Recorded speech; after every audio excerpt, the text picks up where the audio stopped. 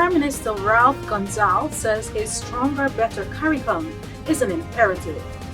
CARICOM SG welcomes new Premier of Anguilla to CARICOM, and the Commonwealth Secretary General Patricia Scotland reaffirms the organization's solidarity and assistance to CARICOM. These and other stories are in this week's edition of the CARICOM NewsTime. I'm Tusankin English Francis. Thank you for joining the program.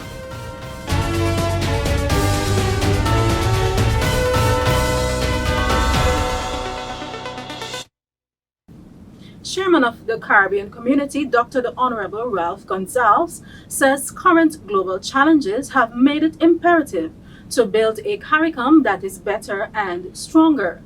As he assumed chairmanship of the community earlier this month from Prime Minister Mia Motley of Barbados, Dr. Gonsalves called upon his colleagues, heads of government, to build upon the solid achievements of CARICOM.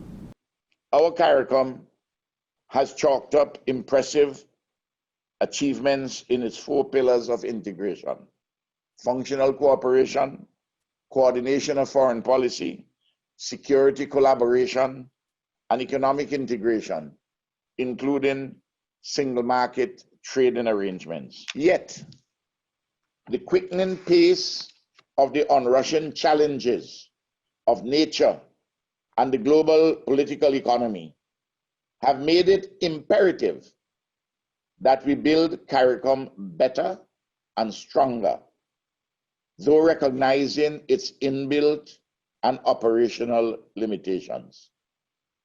The inequalities and harsh encumbrances in the global political economy, the existential threat of climate change to our region, and the explosion of pandemics have made it pellucid as never before that our Caribbean community is central to our people's salvation on this, our earthly city.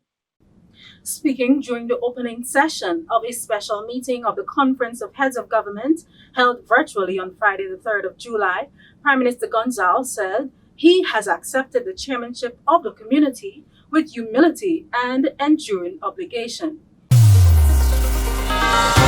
CARICOM Secretary General Ambassador Erwin LaRocque has signaled the support of the community to the new government of Anguilla, led by the Premier, the Honorable Dr. Ellis Webster.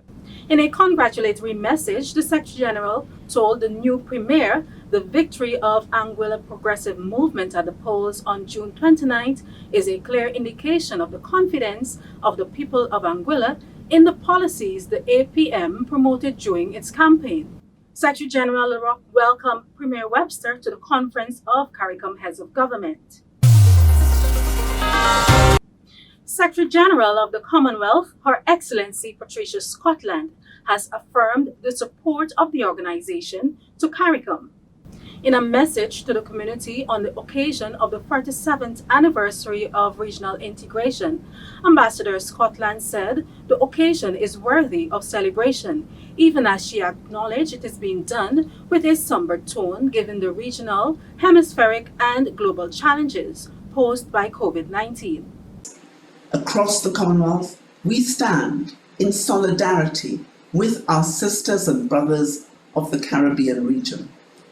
Our focus is on mobilizing awareness and assistance during this time of heightened need, on finance, on healthcare, on education, and on trade. The Commonwealth helps to amplify the voice of the Caribbean and to raise awareness of the hardship and great financial need currently being experienced. Alongside vulnerability to COVID-19 itself and to the impacts of necessary responses to the pandemic, there is increased isolation and anxiety about the sustainability of economic and physical infrastructure, concern about extreme weather, hurricanes, and other natural disasters raises awareness of the fragility of life on this planet, of our shared humanity and interdependence. This moves us with a greater sense of urgency to protect one another. Describing the Commonwealth and CARICOM as allies and trusted friends, Ambassador Scotland said the Commonwealth's focus is on mobilizing awareness and assistance for CARICOM in finance, healthcare, education, and trade. Her message to the community was among greetings and affirmations of commitment to CARICOM by the Caucus of CARICOM Heads of Missions in London in commemoration of CARICOM Day 2020. The CARICOM Secretary General also conveyed greetings to the CARICOM Caucus in London. Here are the highlights of their messages. Caribbean heritage. CARICOM Day affords us the opportunity to celebrate the triumphs of our region and our peoples.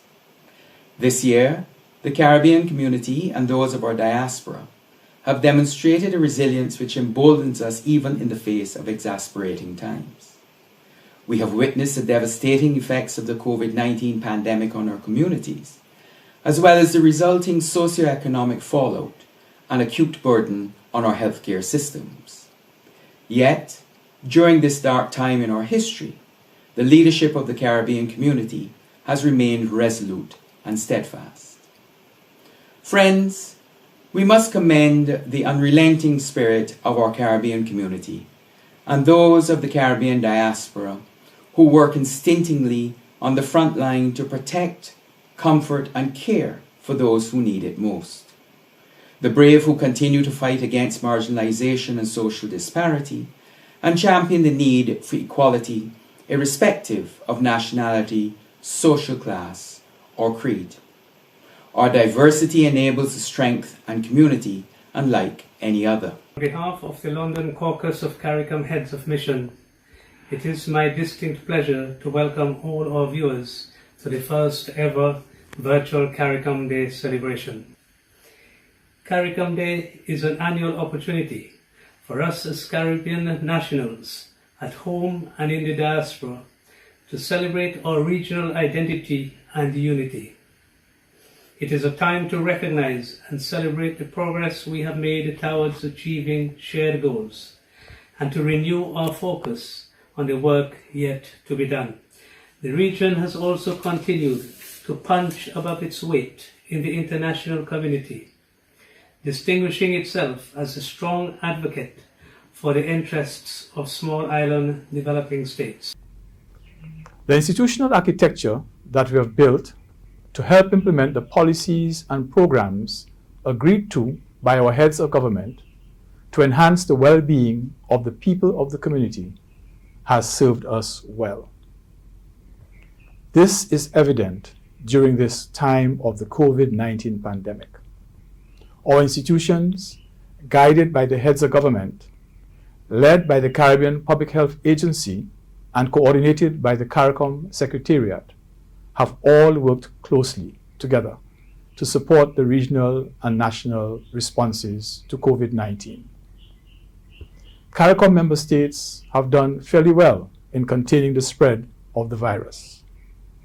As our countries consider reopening their borders, it is my hope that an agreement for travel corridors that would allow for safe travel and stay between the UK and our member states can be arranged.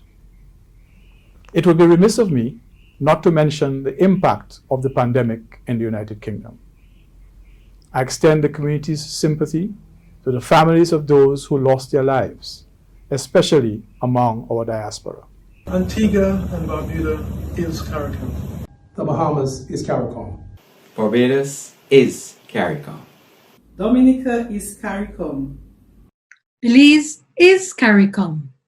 Jamaica is CARICOM. Haiti is CARICOM. St. Lucia is CARICOM. St. Vincent and the Grenadines is CARICOM. Guyana is CARICOM. Trinidad and Tobago is CARICOM. Grenada is CARICOM. St. Kitts and Nevis is CARICOM. CARICOM Secretary General Ambassador Erwin LaRocque says COVID-19 has demonstrated CARICOM's capacity for resilience. In an address to mark the 37th anniversary of CARICOM, observed on July 4th, the Secretary General says resilience has been the hallmark of response to the challenges the community has faced over time. We have made strides in improving the lives of our people within the 4 pillars of our integration movement, namely economic integration, human and social development, foreign policy coordination, and security cooperation. Our membership has become more diverse, with Dutch-speaking Suriname and French-speaking Haiti added to our previously all English-speaking grouping. Their inclusion has certainly enhanced our diversity, which is a major strength of our community. CARICOM at work, the Secretary General says, has been visibly demonstrated during this period through the work of CARICOM heads of government, ministerial councils, and institutions including the Caribbean Public Health Agency, the Regional Security System, the Caribbean Disaster Emergency Management Agency, Ministries of Health, and Chief Medical Officers. The success of the combined efforts in combating the challenge of COVID-19 is evidence not only of the competence and skill of our Caribbean people, but also of the value of a united region. We need that coordination of our collective skill and spirit more than ever as we take on the major challenge of rebuilding our devastated economies, which have been ravaged by the effects of the pandemic. We must exploit every opportunity provided by the CARICOM single market and economy in rebuilding our economies. What we have demonstrated time and again in the face of persistent devastation from natural disasters is a steady resilience and an ability to rebound and restart. The bedrock of that characteristic is the spirit and determination of Caribbean people. In the spirit of regional integration, the Regional Integration Unit in the Office of the Prime Minister of St. Lucia has launched its I Am CARICOM communications campaign in St. Lucia. The I Am CARICOM campaign was launched in 2019. It is an initiative to create visibility and understanding among CARICOM nationals about the community. Through targeted messaging and public education initiatives, CARICOM citizens can locate themselves within the regional integration construct to take ownership and to participate in the integration development agenda. St. Lucia used the observance of CARICOM Day on July 6th to commence public education activities to celebrate and reinforce the achievements of CARICOM, as well as to inform on the work it continues to do. The Caribbean community has expressed sadness on the passing of legendary West Indian cricketer Sir Everton Weeks. CARICOM Secretary General Ambassador Erwin LaRocque, in a message of condolence to the Prime Minister of Barbados, Mia Moore-Motley, described the Barbadian Sir Everton as a true icon and example of excellence, which has been lost to the region. The Secretary General says Sir Everton's contribution to the game, the region, and his native Barbados spanned as a player, coach, administrator, and commentator. The Secretary General remembered that Sir Everton was a key member of the famous West Indian team that was the first to defeat England in a Test series in England. His record of 5 consecutive Test centuries remains unbroken, the SG recalled. In extending condolences to his relatives and the people of Barbados, the Secretary General says Sir Everton will be remembered, apart from his cricketing skills, for his grace, humility, and wit.